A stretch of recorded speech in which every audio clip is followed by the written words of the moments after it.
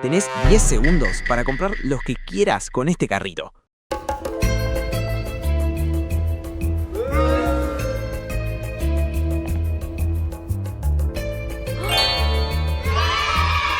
No te compliques por el tamaño. Regala una gift card de Casa Silvia. Estamos, siempre estamos. En la ruta que transitas, en la casa que soñás, en el tren en el que viajás, en la cancha donde alentás. Estamos, siempre estamos. Cuidando a nuestra gente, construyendo comunidad, aportando al mundo que soñás. Estamos, siempre estamos. En cada bolsa, en cada camión, en cada proyecto. Cementos Avellaneda, más de 100 años construyendo futuro.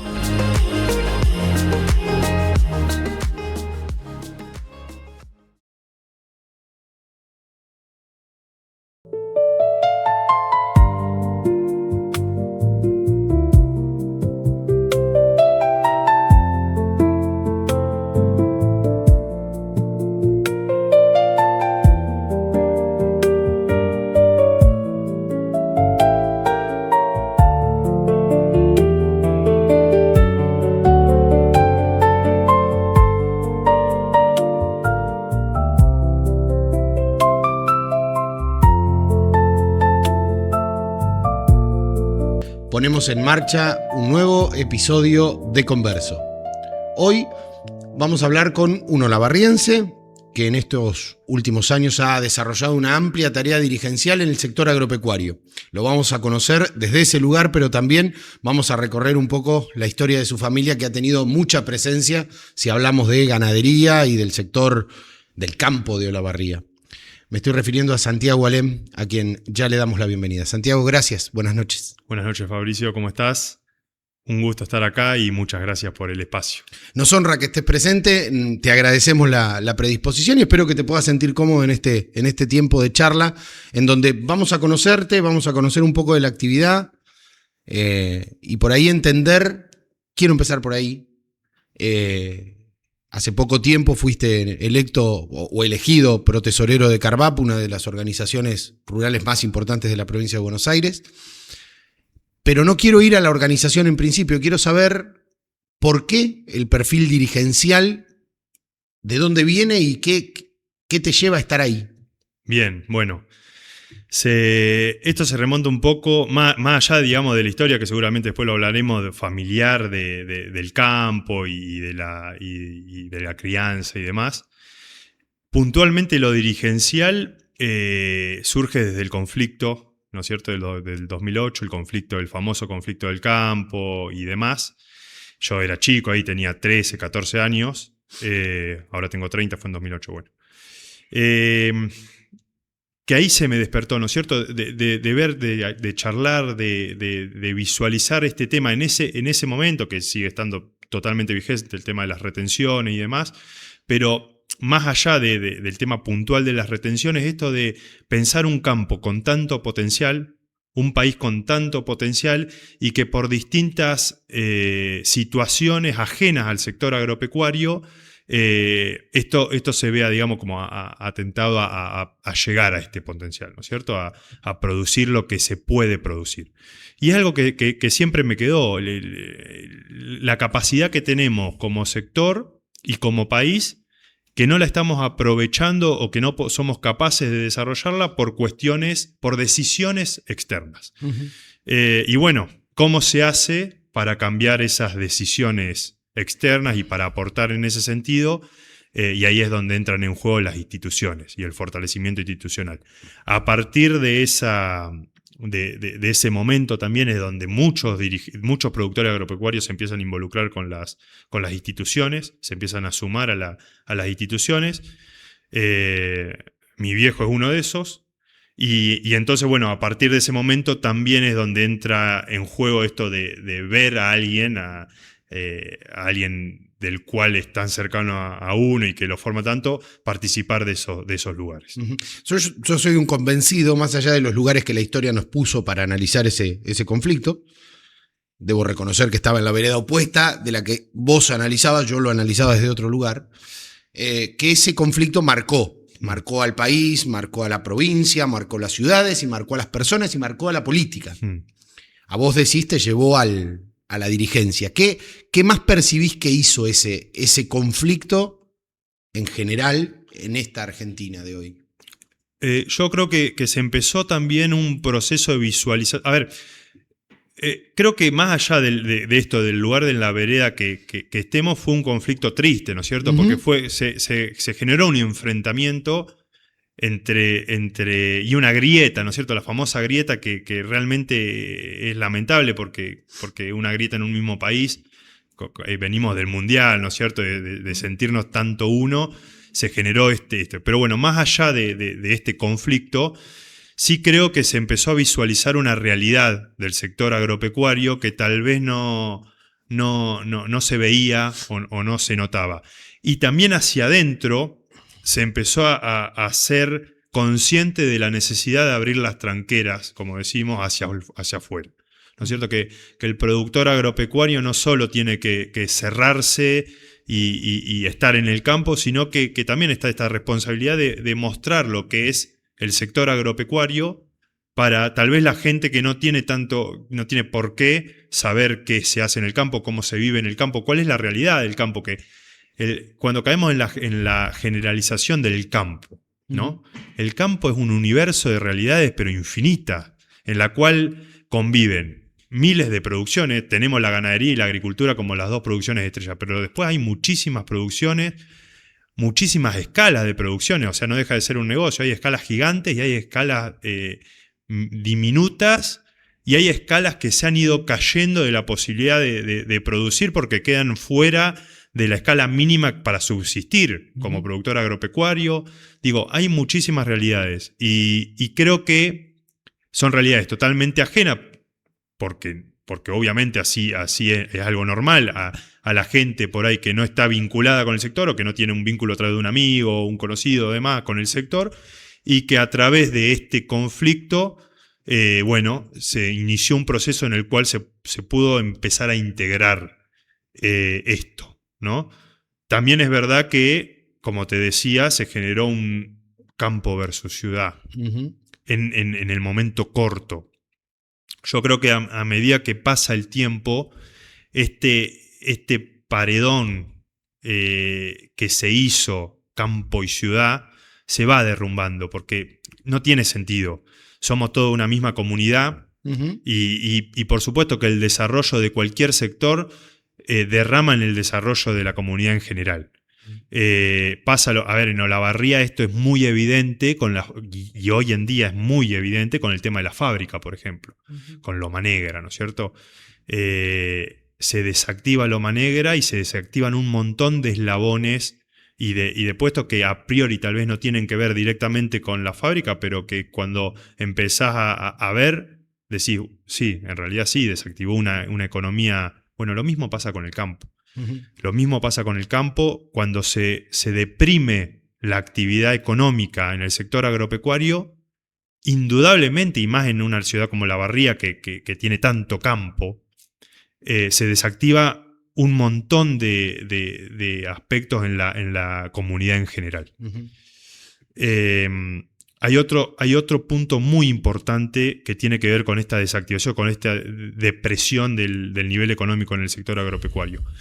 El sector agropecuario tiene una característica que no queda en los centros urbanos. Y esto genera arraigo en distintos comunidades rurales, pueblos y demás. ¿Qué pasa? Obviamente, cuando el valor que genera el campo se deprime o el valor que genera el campo va hacia otros lugares, son decisiones, se puede estar en contra o a favor, pero no queda en el lugar, ¿no es cierto? El valor no queda en el lugar, sino que se traslada hacia otro lado. Y no solo no queda en el campo y en la persona y en el dueño en sí de la explotación, sea chica, mediano o grande, sino que no queda en esa comunidad.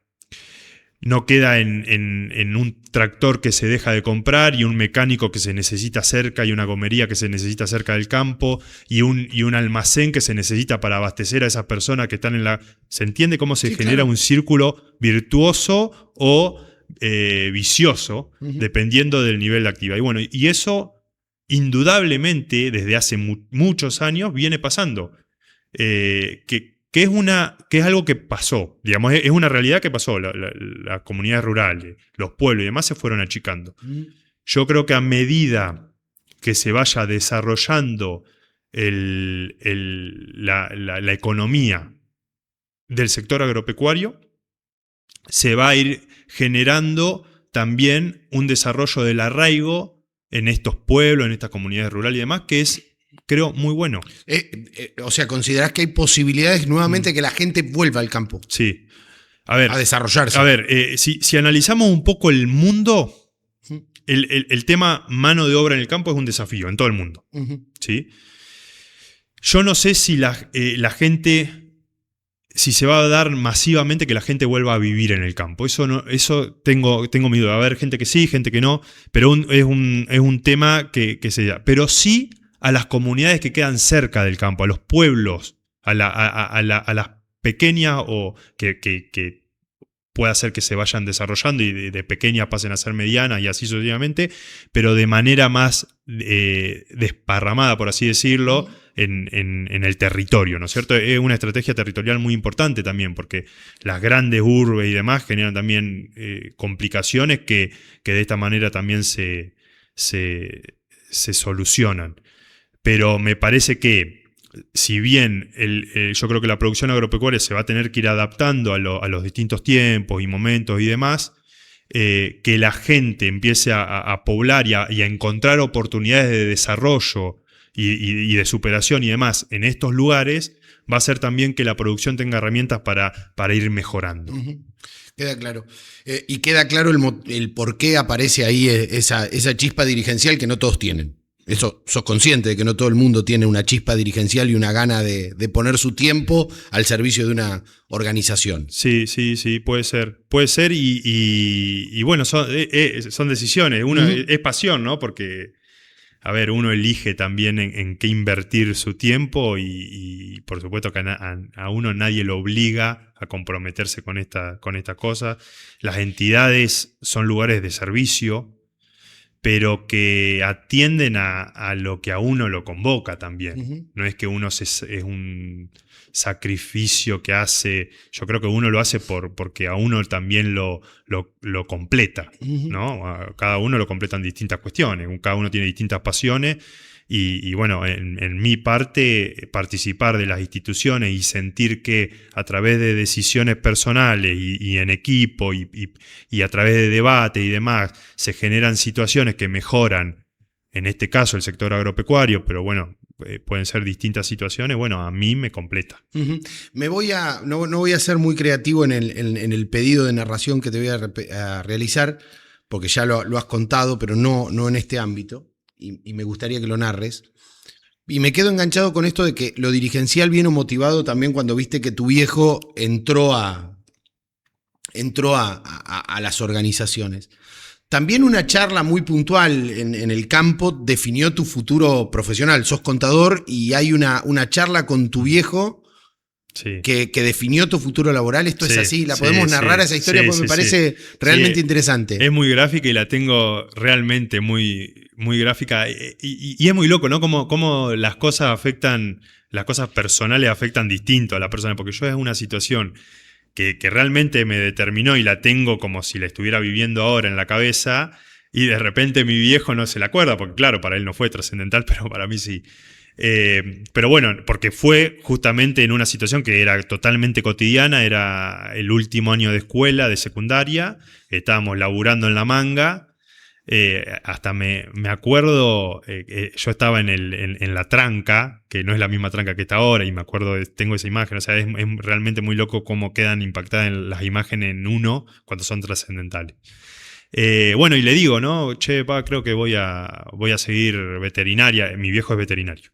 Voy a seguir veterinaria como vos, qué sé yo, y me dice, che, mirá, buenísimo, porque creo que no soy padre, ¿no? Pero para un padre que alguien quiera seguir tus pasos debe ser bueno, pero él tuvo la visión y la tranquilidad para decirme, che, y no querés analizar otra situación, abrite para analizar otras situaciones, ¿qué te parece aportar a la empresa desde otro lado, ¿no?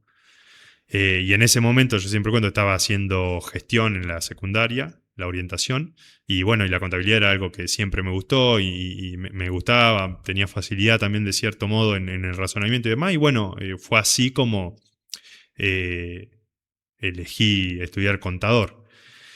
Yo nunca me imaginé separado del campo. Pues realmente, porque bueno, desde mi infancia que estoy en el campo, en el día a día, ya en lo cultural también, de todo. Entonces realmente no me imaginaba un futuro alejado del campo y es por eso que... Perdón, no te analizabas en una oficina analizando Claro. balances de una empresa determinada que no fuera la explotación agropecuaria. Sin embargo, lo transité. Ajá. Para sacarme del todo la duda. Sí, en el último año de facultad y demás estuve un año... casi 2, trabajando en un estudio contable en Tandil, mientras terminaba los estudios.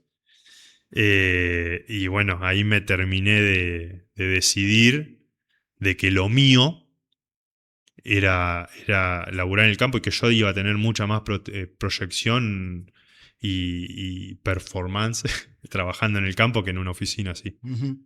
¿Y cómo fue esa infancia que te arraigó al campo?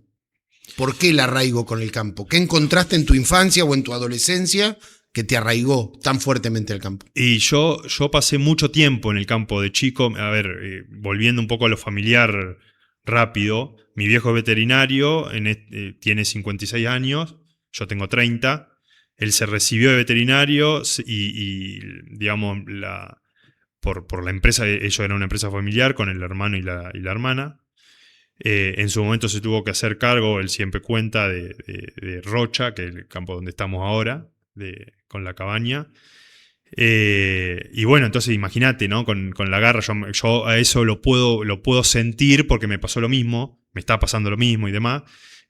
Bueno, un desafío tan grande como hacerse cargo de un campo, de la producción de un campo, era un campo que estaba bastante abandonado, había que meterle garra y bueno, y yo estaba ahí, de repente estaba ahí, mi vieja...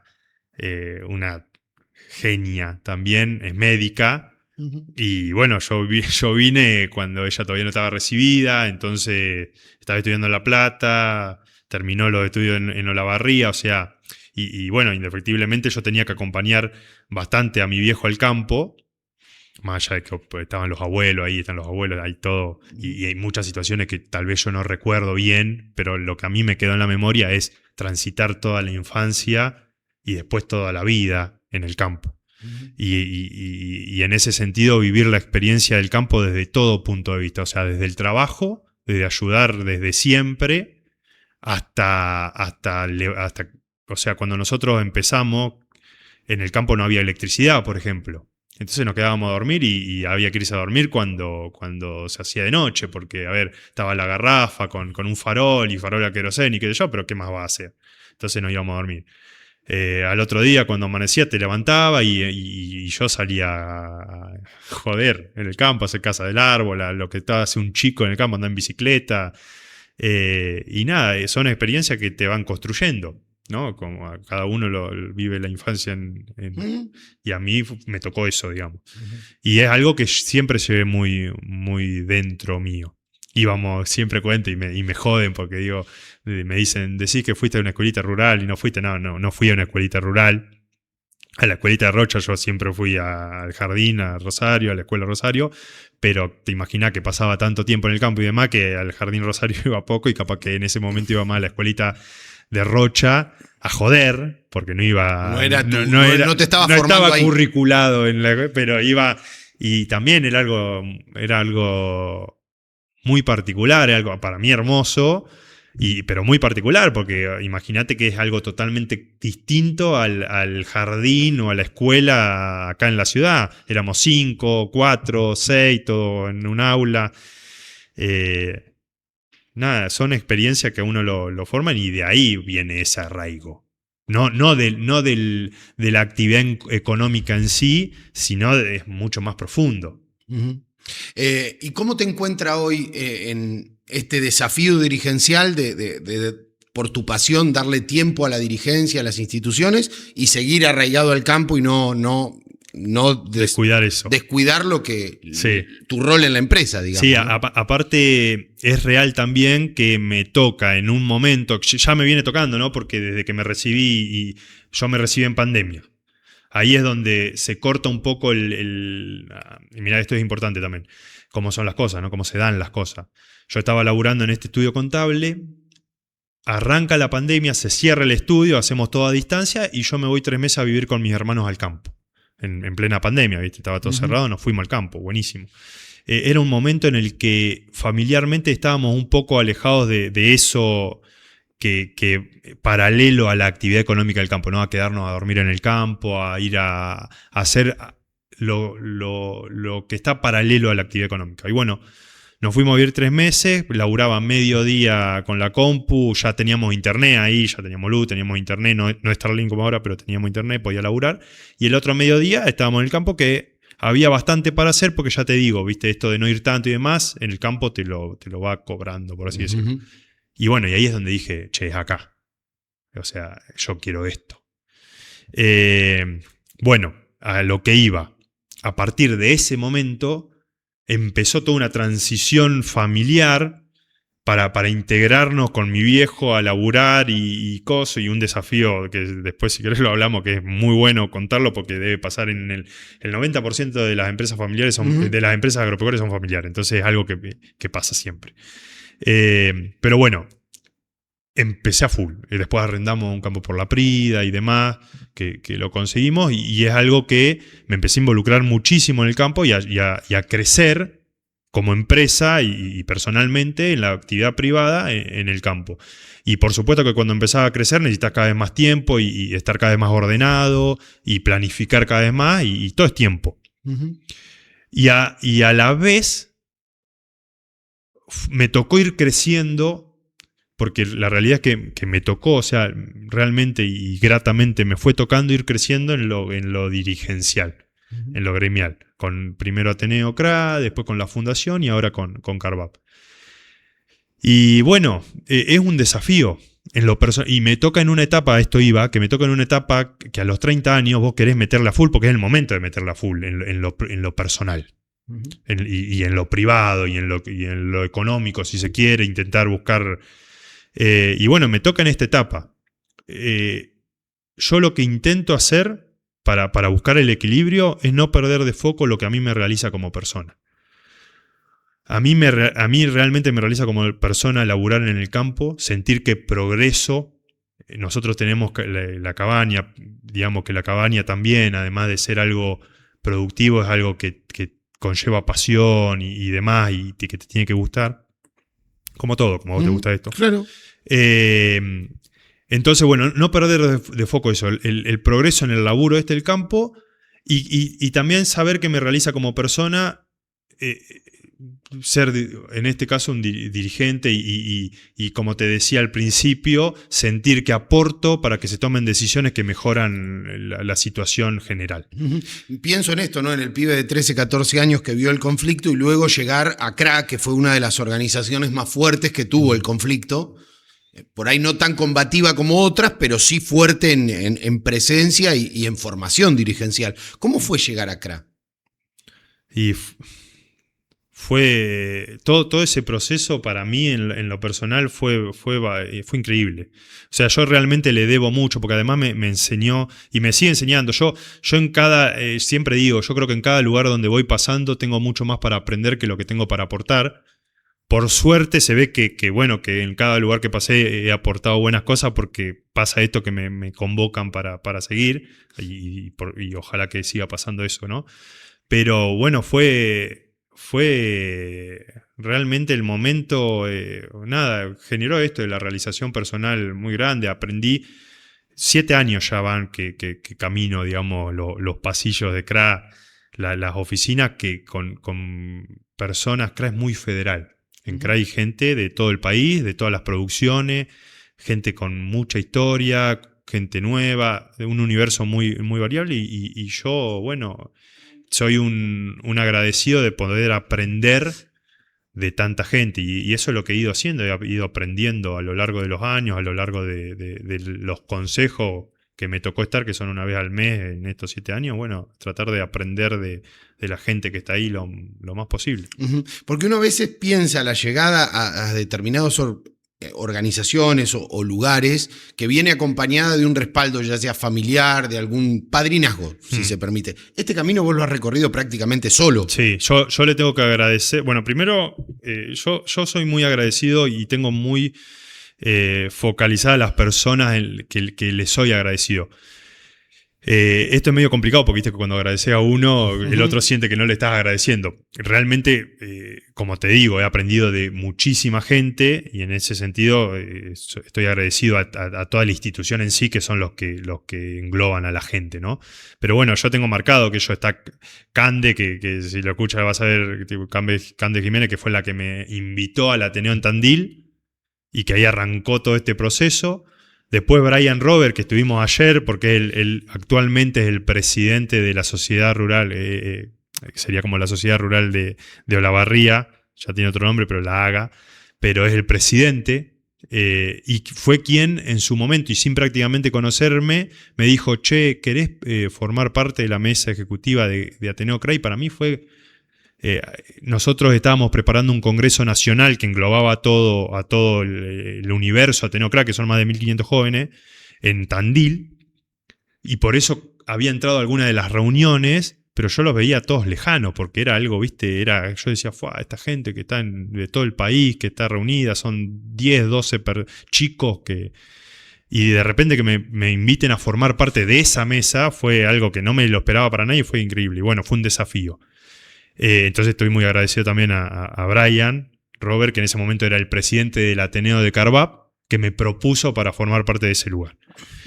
Y después fue pasando eso. En CRA conocí a Pedro Paulaza, que fue expresidente de Carvap, y Jorge Chemes, que también le soy súper agradecido, que lamentablemente no nos acompaña más, pero realmente siempre lo dije, que me invitaron a formar parte luego de Fundación CRA.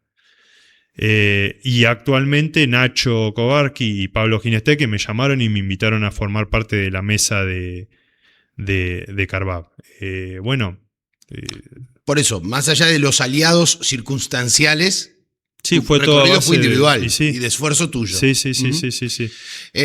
Me gustaría ir llevándote un poco desde lo familiar, pero también desde lo dirigencial, analizar un poco la coyuntura que vive hoy, la realidad del sector. Han pasado 2 o 3 entrevistados por este lugar que destacaron el buen momento de la ganadería, que está atravesando la ganadería.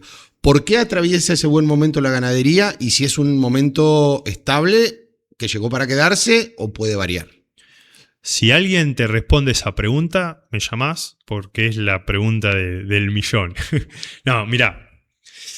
La ganadería, como te decía, durante mucho tiempo fue una actividad estable, porque uno cuando más o menos hace las cosas bien es estable en la ganadería, pero que no era redituable. O sea, no hacías diferencia con la ganadería.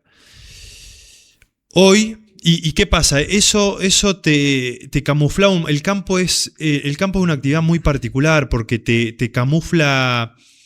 En el campo tenés mucha estructura que vos podés ir subsistiendo en el tiempo y teniendo como una sensación de que vas bien, pero estás dejando de lado toda esa estructura, alambrados, instalaciones y demás, que después te pasan factura. Pero te permite eso, que en una fábrica no, porque vos en una fábrica si se te rompe la máquina, si no la arreglás no producís, punto. El campo te permite eso que sin querer te estás descapitalizando, pero en el día a día te permite seguir subsistiendo y darte la sensación de que no pasa nada. Sí. Eso estaba pasando mucho. Más allá de que la escala, como te decía al principio, se iba incrementando, ¿no? El pequeño productor necesitaba cada vez más producción para ir subsistiendo y no quedar afuera, y en el camino iban quedando afuera, o sea, todos los chicos iban quedando afuera.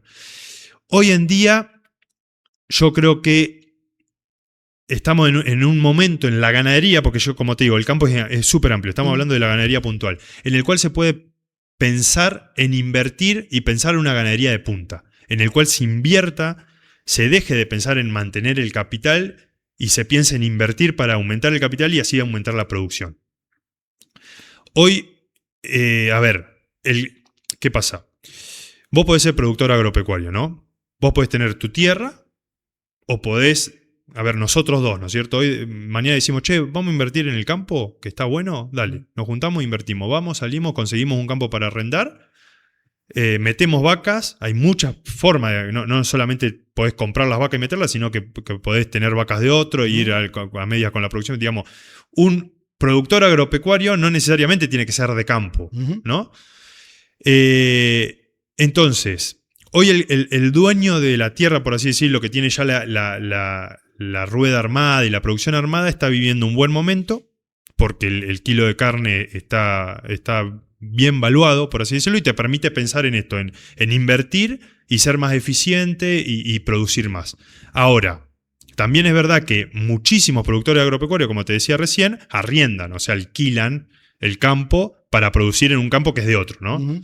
Se lo alquilan al dueño y producen. Eso es, hay muchísimo campo arrendado en Olavarría y en el país, en la provincia de Buenos Aires y en todos lados. ¿Qué pasa? Ese arrendamiento, ese alquiler, se paga en kilos de carne. Entonces vos, si sos ineficiente y no llegás a cubrir los kilos de carne que tenés que pagar, quedás afuera. Y cada kilo hoy es caro.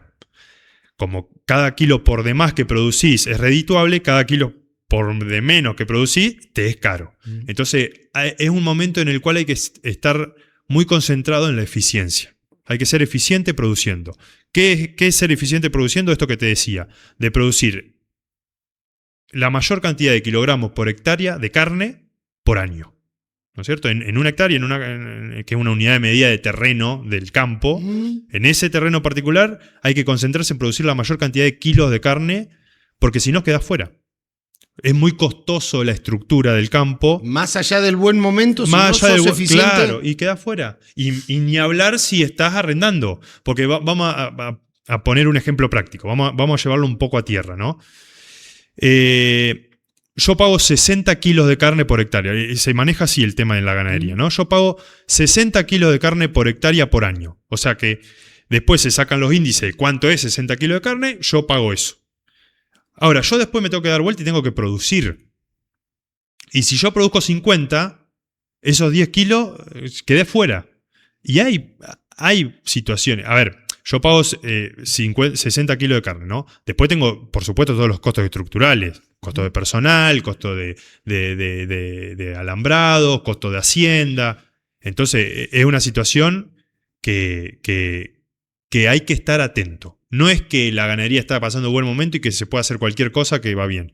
Si no se hacen bien las cosas, la situación no es buena. Hay que estar atento, y el que tiene la suerte o tiene la característica de que no tiene que pagar un arrendamiento o demás, tiene que aprovechar a hacer las inversiones necesarias, a recuperar todo el capital perdido de la descapitalización que se fue haciendo durante muchos años, que es muy costosa, y a ponerse a punto, bueno, para atender a lo que hoy el mundo está demandando y nosotros estamos demandando, que es la proteína, ¿no es cierto? Que es el alimento.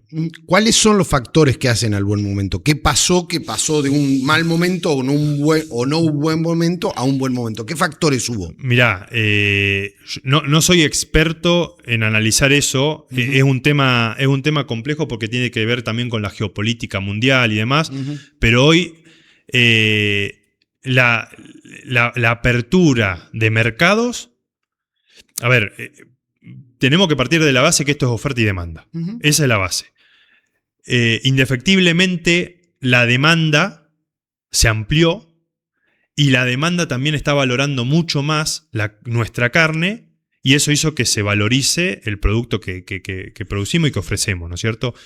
Esto es nuevos mercados, esto es que la gente en los mercados que ya está consumiendo cada vez más proteína de carne, proteína animal,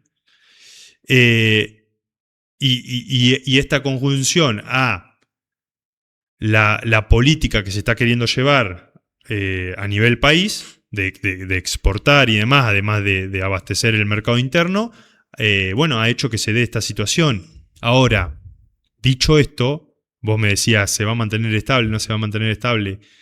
Nosotros somos optimistas, creemos que sí. Ojalá que sí, porque esto genera, lo que te decía, un círculo virtuoso inversión, de valor y producimos más como país. Más allá del dueño, más allá del productor agropecuario. Indudablemente, si se genera más valor, hay más valor. Porque eso se derrama sí o sí, aunque no se quiera, se derrama. Después se ve de una forma, de otra, pero se derrama. Es más grande la torta. Ojalá que dure, pero no lo sabe nadie. Cuando analizás esta coyuntura de la ganadería y te retrotraes al pibe, al esfuerzo o al trabajo que veías de tu viejo en el campo, de tus abuelos en el campo, ¿estos análisis siempre estuvieron? ¿Se miraba siempre esto o había un poco más de desaprensión a lo que pasaba? No. ¿Se trabajaba nomás? Bueno, sí, se trabajaba siempre. El campo... vos sabés que estamos... En el campo se miran los precios, se mira el clima. Vos no sabés lo que es el verano. En el campo, cuando no llueve, la sequía es terrible, la inundación también, y esto que hoy en fuera de micrófono decíamos, che, la lluvia, qué sé yo, que siempre o llueve mucho o hay mucha seca. Bueno, son desafíos que el productor agropecuario los tiene a flor de piel y lo mamás, esto, cuando te crías en el campo lo mamás de chico, ¿viste? Estar mirando el cielo y cuando hay sequía pasan las nubes y no llueven, y cuando hay inundación cualquier lluviecita cae y te complica las cosas. Eso es algo que mirás siempre. Los precios son algo que mirás siempre. Hubo momentos pero terribles que no te rinde y momentos buenos como este. Pero siempre bastante inestabilidad, tanto en los precios y más que inestabilidad también incertidumbre, ¿no? Porque puede haber inestabilidad o puede haber estabilidad, pero la incertidumbre también complica mucho las tomas de decisiones. Y siempre hubo mucha inestabilidad en tema precio y mucha inestabilidad, ni hablar, en tema clima, que son dos factores fundamentales para la producción agropecuaria. Pero más allá de eso, el laburo diario siempre se hizo igual, porque el laburo no tenés forma de esquivar el laburo en la producción agropecuaria. A ver, las vacas se tienen que preñar, tienen que tener terneros, esos terneros los tenés que criar. Si sos de cría los vendés, y si haces ciclo completo los recriás, los engordás, lo tenés que hacer sí o sí. No hay otra. Lo mismo con la agricultura. ¿Qué vas a hacer? ¿Vas a dejar el campo ahí cerrado? Eso no pasa en el sector agropecuario. Y no podés achicar el campo tampoco. Entonces, indefectiblemente, a esas circunstancias de incertidumbre, el productor agropecuario siempre produjo. Ni hablar que con buenos pronósticos climáticos, o con pronósticos climáticos por lo menos más estables, y con una economía que ayude y que acompañe, el productor agropecuario se anima a invertir más. ¿A invertir en qué? En procesos productivos, en tecnología de producción.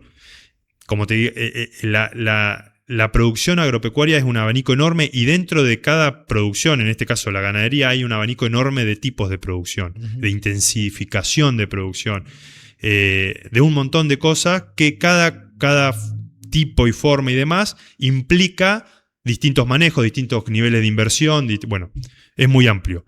¿Qué pasa?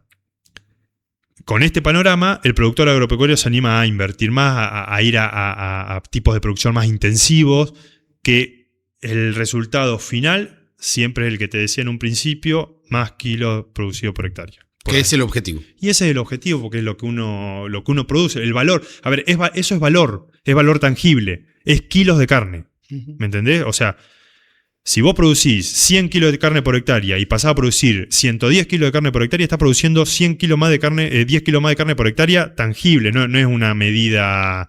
es tangible. Es más valor. Es concreto, es más valor. Se crea. Aparte es producción biológica, o sea, es algo que se crea, ¿me entendés? No, qué sé yo, es raro de explicar tal vez para alguien que viene de otro palo de una fábrica, ponele, que todo es mucho más metódico. Esto es creación, porque al ser biológico, realmente creación de valor. Estábamos hablando fuera del aire de algo que había llegado a mis oídos y que me lo confirmá fuera del aire. Vamos a tratar de desarrollarlo, que en Olavarría se está innovando o se está invirtiendo y se está poniendo guita en lo que es genética.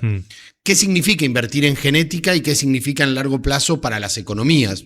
Para las empresariales, más luego para las del partido. ¿Qué puede traer la inversión en genética? Bien.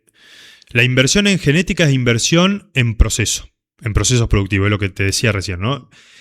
Una de las inversiones en proceso productivo que se puede hacer es invertir en genética. El partido de Olavarría es un partido muy ganadero. Siempre, como te decía fuera del aire, siempre estamos con Ayacucho entre los partidos que más terneros destetan y demás. Es un partido muy de cría, ¿sí? Que se vende, digamos, el ternero por lo general, pero también hay recría y se está dando, que ahora voy a profundizar, un tema de retención y demás, que también lo hablamos. Pero se está viendo ya hace varios años y viene mejorando y cada vez más de la mano de esta tecnología en proceso, que es la inseminación artificial, que es los reproductores que ofrecen distintas cabañas, que se aplican a rodeo general y demás. La base de las vacas, que son las máquinas, como así decirlo, del campo, está mejorando, ¿no? El nivel genético y el potencial genético del rodeo general de la Olavarría se ve que se está mejorando, se viene definiendo, y esto lo ves cuando vas a cualquier remate en la rural de cualquier casa y demás. La hacienda que ves es cada vez más hacienda definida y hacienda con cada vez más clase. ¿En qué impacta esto productivamente? Es lo que te dije. Una vaca, un rodeo general, digamos, un rodeo base en el partido de Olavarría con mejor genética, es un rodeo más eficiente. Y es un rodeo que produce más kilos de carne por hectárea por año. ¿Cómo ves esto? Son vacas que se adaptan mejor al ambiente y se preñan. El productor siempre busca preñar a la vaca una vez por año, ¿no? Y que esa vaca críe un ternero. Es una vaca que se preña una vez al año, que cría su ternero, que se vuelve a preñar, que ese ternero se cría y se desteta, que es cuando el ciclo biológico, digamos, el ternero tiene entre 6 y 8 meses y se desteta de la vaca, se desteta con la mayor cantidad de kilos posible, que ese animal luego se recría, en caso de que sea macho o que vaya con objetivo consumo, digamos, gane la mayor cantidad de kilos por día y sea eficiente convirtiendo ese alimento que se le da en proteína animal. Y toda una cadena, ¿no es cierto? Y en las madres generando cada vez más fertilidad, más habilidad materna, ¿no? Que cada vez se preñe, que no haya animales que queden vacíos en el campo, que se críe bien el ternero. Bueno, esto es una cadena que la genética hace que mejore. Y de nuevo, la imagen final es la mayor cantidad de kilos producidos por hectárea por año. ¿Qué es el objetivo a buscar? Ese es el norte. ¿Y cómo se trabaja la genética? ¿Qué se busca? ¿Qué se mira? ¿En dónde se intenta mejorar? ¿En dónde se puede innovar? Y que pueda surgir, genética olavarriense, por decirlo de alguna manera. Bueno, se está intentando dar un boom, o ya está instalado en realidad, con el ternero que se produce en Olavarría, ¿no es cierto? Como te decía, Olavarría es un partido muy de cría, entonces se le quiere dar un valor agregado para productores. Viene mucho productor de Córdoba, pero también locales y de la zona, de recriadores y feedlots que terminan el animal, que vean en el ternero de Olavarría un ternero con potencial, ¿no es cierto? Y distinguido. Eso es lo que se está buscando. Ahora bien, ¿cómo se invierte en genética y demás? La mayor herramienta productiva para invertir en genética... yo soy contador, ¿no es cierto? Esto, porque lo hacemos siempre. Nosotros tenemos cabaña, nosotros somos vendedores de reproductores, tanto hembra como macho, vendemos toros, vendemos vaquillona y demás, entonces obviamente uno lo trabaja todo el día, y además la historia con mi viejo es algo que veterinario ad hoc seguramente. Sí, no, realmente los veterinarios son personas o sea, es una profesión que realmente admiro y por supuesto sería una falta de respeto decirle cosas, pero es algo que me apasiona. Pero has aprendido. Algo he aprendido, mínimo. Pero bueno, a lo que iba. La inseminación artificial es una herramienta, una tecnología de producción que ha permitido mejorar muchísimo la genética en los rodeos. ¿Qué es la inseminación artificial? Vamos a explicarlo rápidamente. Con la inseminación artificial se trae semen de un toro que vos elegís, que puede ser un toro que esté en Estados Unidos, un toro en Argentina. En Argentina tenemos excelente genética. Puede ser un toro importado. Y ese semen, comprás ese semen, digamos, y lo usás masivamente en tu rodeo. ¿No es cierto? Yo tengo 100 vacas y esas 100 vacas las insemino con el semen de ese toro puntual. Hoy en día, cada toro, que hay muchísimos, ¿no es cierto?, de la raza que uno quiera. Nosotros criamos Angus. Yo puedo elegir entre muchísimos toros Angus y cada toro Angus tiene muchísima información del toro, o sea, de ese ejemplar, y muchísima información de la progenie, o sea, de los hijos que va a dar, que es la información más útil, ¿no es cierto? A mí lo que me interesa es la progenie que va a dar ese toro. Y increíblemente, con el avance de la tecnología y demás, hay cada vez más precisión en lo que me va a dar ese toro que estoy usando masivamente en mi rodeo. Entonces, si yo quiero buscar, de repente, veo que tengo que mejorar en la fertilidad de mis madres, bueno, busco esa información y traigo un toro que me ayude con eso. Si quiero mejorar en el peso en el que nacen mis terneros, porque nacen muy pesados, muy grandes y me genera complicaciones en el parto en la vaca, busco un toro que tenga bajo peso al nacer. Entonces, te imaginarás que esa herramienta ha ido mejorando mucho.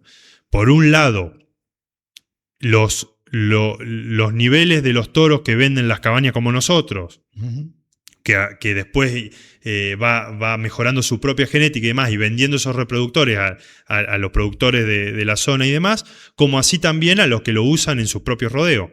Y así se va mejorando, como decíamos recién, el verdadero desafío, que es lo que no se puede traer de afuera y demás, que es nuestro plantel de madres, ¿no? Mejorar el plantel de madres es lo que realmente mejora la consistencia productiva de una empresa agropecuaria. Pienso en lo que contás, que lleva tiempo, procesos y demás, y te pregunto, ¿qué necesita el sector? Acá se lo pregunto al dirigente. ¿Qué necesita el sector de los 3 niveles del Estado para seguir sosteniendo este momento? ¿Qué necesita del Estado Nacional? ¿Qué puede necesitar del provincial? ¿Qué puede necesitar del municipal? Bueno, en la situación actual, a ver, vamos a empezar del local hacia el nacional. Es fundamental para el desarrollo tanto de las comunidades rurales como de la gente que estamos en el campo, y como la producción en sí, la infraestructura. Caminos rurales es un tema muy complejo. Es a nivel municipal, se cobra una tasa, ¿no es cierto? Uno paga esa tasa para que se hagan los caminos rurales y bueno, se necesita la infraestructura porque la gente tiene que llegar al campo, la gente que está en el campo tiene cualquier problema y demás y tiene que poder salir del campo para cualquier cosa que quiera. Y la producción tiene que poder entrar y salir del campo. Entonces, la infraestructura en caminos rurales es fundamental, y eso es algo que el municipio tiene que estar muy atento, porque sin camino no hay campo. Y fomentar el desarrollo, el arraigo y todo lo que te comentaba que va de la mano del desarrollo productivo y económico del sector, tiene que ir acompañado de una infraestructura que permita este desarrollo. Entonces, a nivel local eso es muy importante la seguridad, que son temas que se trabajan todo el tiempo entre la Sociedad Rural de Olavarría en este caso y el municipio de Olavarría en este caso, pero en todos los municipios en general. Y se articulan y se trabajan y demás. A nivel provincial, ya es algo tal vez más común a todos. Los ingresos brutos es terrible. Pero para todos, y para la producción agropecuaria, ingresos brutos es complicado, es un impuesto muy complicado, porque inclusive va en contra de muchas veces de la misma producción y del mismo de la misma lógica productiva, pero es algo amplio, porque ingresos brutos es un impuesto que recauda mucho. Entonces, tampoco, viste, hay que, y no es solo el del campo, digamos. Para no de todos, por eso te digo. Pero bueno, es algo que yo creo que hay que rever, o por lo menos empezar a analizarlo, ¿no es ¿Solo cierto? es impuesto o una reforma tributaria provincial íntegra? Bueno, sí, seguramente. Lo que pasa que tampoco hay que ser irresponsable al hablar de este tema, ¿viste? Yo no te puedo tirar ahora algo así y ¿qué? Y después me voy y ¿qué? Entonces, yo creo firmemente en el debate constructivo. Y que cuanto más ideas y realidades y demás haya en una mesa debatiendo constructivamente, más rico va a ser el resultado. Y eso hay que hacerlo. Yo no sé, sinceramente, cuántos lugares de discusión constructiva hay en todos los niveles. Ojalá que mucha y ojalá que sea cada vez más, ¿no? Pero realmente como comunidad necesitamos generar esos lugares. Y la realidad es que en donde se da la discusión a nivel provincial, que son las cámaras de legislación provinciales, nuestros partidos quedan muy lejos. Porque el conurbano, la realidad del conurbano, que es muy, muy complicada y que no voy a hablar porque estoy totalmente ajeno, entonces sería muy hipócrita en hablar de eso. Pero sí sentís que los partidos del interior tardan en llegar al debate. Tardan en llegar al debate. Entonces, bueno, eso es algo que tenemos que mejorar a nivel provincial. Tener más protagonismo en el debate, ¿no? Porque hoy hay muchas herramientas a nivel provincial que pueden seguramente mejorar el desarrollo productivo del sector y de todos los sectores que hacen al interior, porque el campo no es lo único que se desarrolla en el interior productivo. Y a nivel nacional, bueno, por supuesto, lo mismo. A ver, a nivel nacional sí seguramente se tiene mucha más responsabilidad en la apertura de los mercados, por ejemplo, en ir a otros países y seguir ofreciendo nuestro producto, que es el mejor producto del mundo. La carne argentina está ubicada como la mejor carne y tiene que seguir ubicándose y hay que seguir trabajando para que sea vista realmente como la mejor carne a ver, y esto también es a nivel provincial y a nivel nacional, políticas públicas agropecuarias, políticas produccionistas, no hay. Hay políticas que hacen que el país pueda desarrollarse con el campo, que está bien, o no lo sé, hay que debatirlo, pero no hay políticas produccionistas que incentiven a producir, que premien al que mejor produce y es más eficiente. Y para cualquiera que esté sentado en su casa, tener un productor agropecuario más eficiente es ganar, porque hay más valor dando vuelta, y de alguna manera llega. Y es con trabajo, digamos, es algo, digamos, o sea, es valor real. Entonces, tener políticas públicas produccionistas que incentiven a generar más valor es un desafío que tenemos pendiente. La política le debe al campo eso, y el campo y el productor agropecuario se tiene que ayornar.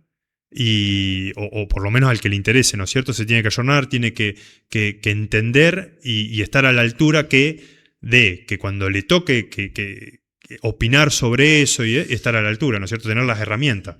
Y esto va un poco también de la mano con este tema de abrirse tranqueras afuera y bueno, y en este caso los que decidimos ser dirigentes y demás y participar en instituciones, pedimos que nos convoquen de nuevo a nivel CARVAP a los gobiernos de Buenos Aires y La Pampa y a nivel CRA a nivel nacional y a nivel Sociedad Rural de Olavarría a nivel municipal, que nos usen como herramientas, porque hay mucha gente con experiencia y pensando y trabajando sobre eso, y que nos usen como herramienta para bueno, justamente ver estos temas. Sí, uno por lo que analiza de los reclamos o de la lista de pendientes que tiene el sector para con la dirigencia, aparece por un lado la presión tributaria, que yo creo que no es inherente solo al campo, hay otros sectores afectados por la presión tributaria. Algunas reglas de juego un poco claras, y bueno, ya en el ámbito municipal la infraestructura está claro que es el debate. ¿Se sienten oídos o percibís que las organizaciones son escuchadas? Sí, yo creo que sí. Inclusive, estando ahí, tanto en CRA como en CARVAP, hay diálogo. Después es muy difícil en el gremialismo hacer tangible ese trabajo, ¿no? Porque ¿con qué lo comparás? Digamos, muchas veces las instituciones trabajan en si no hubiese estado tal reclamo o tal conversación o tal diálogo, hubiese pasado algo que no pasó, pero ¿cómo lo tangibilizás a eso? Entonces el trabajo va mucho más allá de lo que se ve, de las instituciones digo, el trabajo va mucho más allá de lo que se ve tangiblemente, y es un trabajo cotidiano. También es un desafío para las instituciones y creo que para la política también, y la política se ve mucho más porque tiene mucha más exposición, ir ayornándose a los cambios de época, a lo que le demanda la sociedad. Yo creo que esto se está dando en la política y se ve el tema de los partidos políticos, por así decirlo. O sea, creo que la ciudadanía, que las comunidades están pidiendo un cambio en eso. Uh-huh. Y en las instituciones también, y hay que ayornarse. Uh-huh. Y esto no solo se da metiendo gente joven, y mirá, y lo digo yo, digamos que no, que soy joven. Que haya alguien joven no significa que se ayornó. No, es mucho más profundo el cambio, el análisis, el trabajo intergeneracional, la apertura de la realidad que uno percibe como realidad y como eje. Bueno, tal vez eso se va corriendo también, y eso no es ser tibio de repente, sino tener la capacidad de entender de que la realidad y demás cuestiones van cambiando. Te pregunto porque se habló en esta mesa. Cuando al campo no le fue bien y las políticas que se aplicaron fueron negativas para el campo, permitime el global campo, ¿hubo sesgo ideológico, hubo cuestión ideológica? ¿La ideología rompe las relaciones entre el campo y la política? Mirá, te lo voy a poner desde este punto. Cuando la ideología impacta en la producción agropecuaria, algo estamos haciendo mal. Porque no tiene sentido. No tiene sentido porque... y no tiene sentido como cuando impacta la ideología en cualquier producción o en cualquier fábrica y te lo llevo de vuelta a, no sé, Loma Negra, que es lo más tangible para los olavarrienses, ¿no? Tal vez porque lo vivimos más de cerca. Si una ideología hace que Loma Negra baje su nivel de actividad, eso va a repercutir en la comunidad olavarriense seguro. Y lo mismo en el campo. Yo no sé, no sé por qué pasa eso, porque bueno, va a una charla mucho más profunda de por qué pasó lo que pasó. Porque, el tema en su momento, el conflicto del campo, con las retenciones y demás, yo creo que también iba mucho más allá de eso. Realmente fue, no sé, buscar un enemigo o no lo fue, no lo sé. Uh-huh. Pero sí sé, y después con distintas decisiones y demás, que el desarrollo del sector agropecuario se vio viciado. Y eso es un análisis de algo que sucedió y se ve cuando nos comparamos, por ejemplo, con Brasil. Con Brasil en el stock ganadero, por ejemplo, estábamos iguales hace años y hoy nos pasó, pero nosotros tenemos el mismo stock ganadero hace 10 años. Con un gobierno que ideológicamente es más parecido al de aquel conflicto del 128, de la 125. De la 125, y bueno, si sí. comparamos a Lula con el kirchnerismo, digamos. Bueno, ¿no? claro. Es un gobierno brasileño. Ahí va. A eso me refiero, ¿no? Ahí va, ¿ves? Ahí va. Eso es importantísimo. Brasil, nadie duda de los cambios ideológicos que tuvo en sus gobiernos. No. Nadie lo duda. Inclusive fue preso uno, después fue preso otro. Digo, y uno puede estar de un lado, del otro, y tiene que ver con las convicciones que cada uno tiene y son válidas. Ahora, el norte productivo del país no cambió, pero nada. Y Brasil creció. Y creció en stock de madres, que son las máquinas de la ganadería del país, y creció, y al crecer en el stock de madres, creció en oportunidades no solo para el dueño de esas vacas, para todos. Para todos. Y eso acá no pasa, y acá es justamente a esto que te decía del clima y del precio, hay otra gran cuestión que uno no carece de previsibilidad, que son las reglas de juego. Que lo comentaste vos. Uh-huh. Y sí, porque la ganadería es un proceso muy largo, y uno no puede estar cambiando las reglas. Demasiada incertidumbre tiene con estos dos aspectos que lamentablemente nadie los puede controlar, para sumarle un tercero que sí lo podemos controlar, que son las reglas de juego. Uh-huh. Y es importante tener reglas de juego claras en una producción tan a largo plazo. Sí, uh-huh. Ni hablar. Por eso te digo, cuando la ideología afecta a la producción para mal, algo estamos haciendo mal, sin dudas. Hemos transitado prácticamente el tiempo de la charla, seguramente quedaron temas por afuera, pero es la idea de que la charla se vaya definiendo en la charla misma. Tenés 30 años, preguntarte si te quedan pendientes sería realmente una supina idiotez, porque seguramente tenés pendientes, pero ¿qué desafíos tenés por delante? En el plano dirigencial y en el plano, en el campo, por ejemplo, y en el laburo, en la empresa. Ahí está buena esa aclaración porque justo es algo que tengo muy presente. Yo nunca quiero perder de foco y lo digo a los 30 años, digamos, estando en pareja y demás, yo creo que para uno el desafío más grande es formar una familia y por lo menos mi realización plena personal es eso.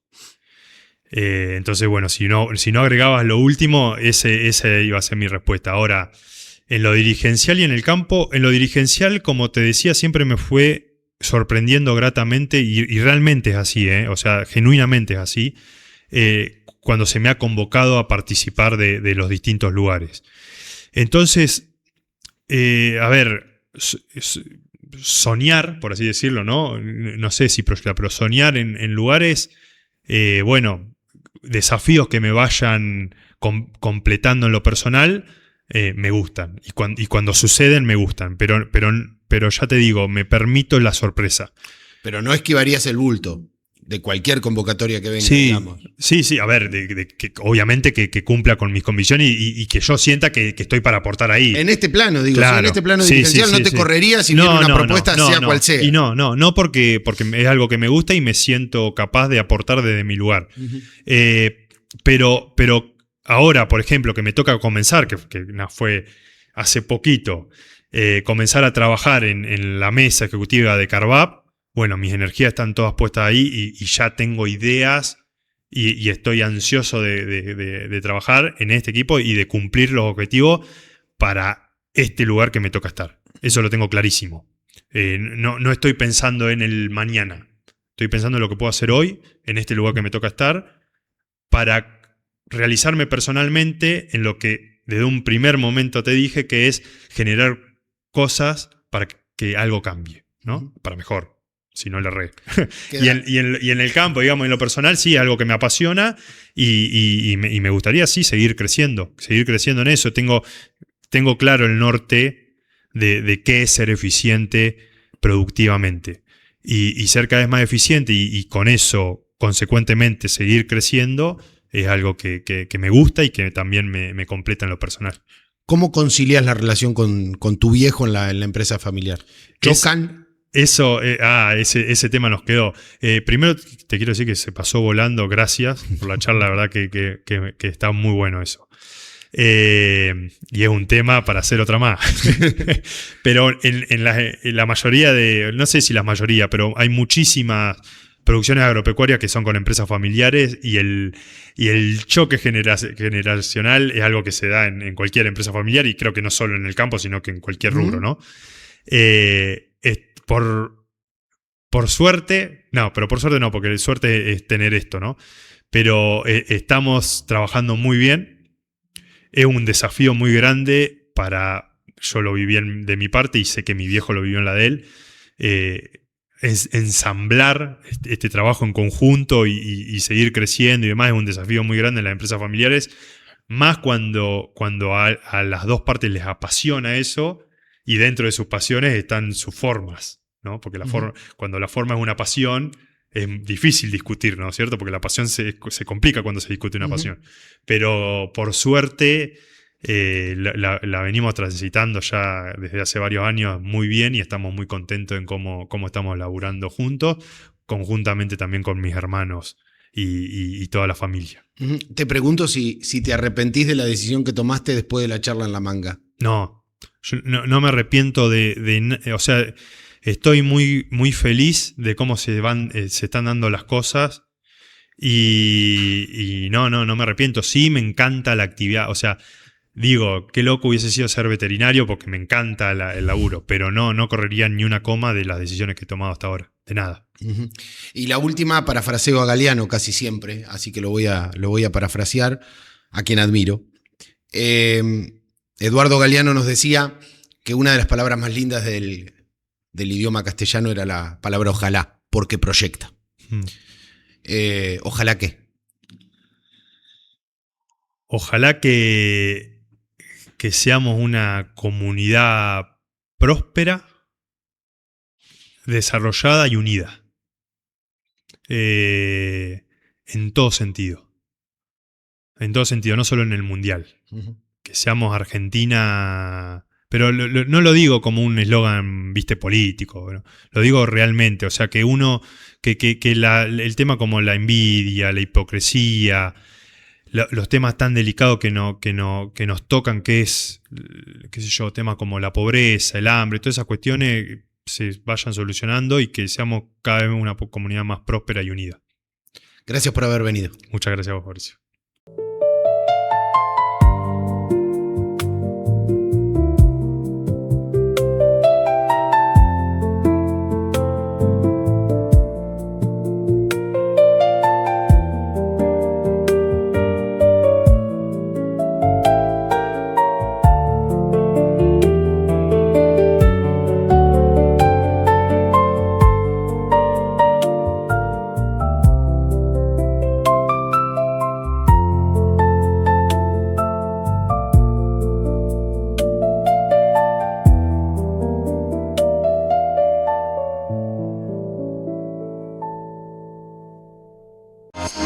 Estamos, siempre estamos. En la ruta que transitas, en la casa que soñás, en el tren en el que viajás, en la cancha donde alentás. Estamos, siempre estamos. Cuidando a nuestra gente, construyendo comunidad, aportando al mundo que soñás. Estamos, siempre estamos. En cada bolsa, en cada camión, en cada proyecto. Cementos Avellaneda, más de 100 años construyendo futuro.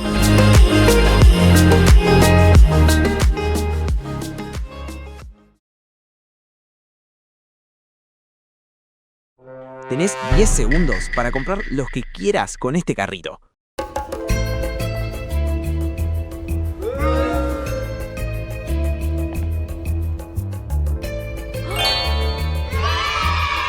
No te compliques por el tamaño. Regala una gift card de Casa Silvia.